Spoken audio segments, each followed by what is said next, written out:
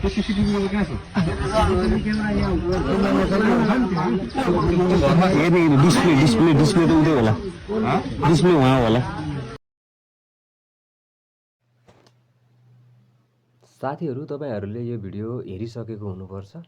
सुदन गुरुङ पछिल्लो समय चाहिँ बिना सुरक्षा संयन्त्र एक्लै चाहिँ पर्सा तथा बारा जिल्लाको सीमावर्ती क्षेत्रमा हुने अवैध तस्करको बारेमा जानकारी प्राप्त भइसकेपछाडि उहाँ पुग्नु भएको छ र स्थलगत अध्ययन अवलोकन उहाँले गर्नुभएको छ र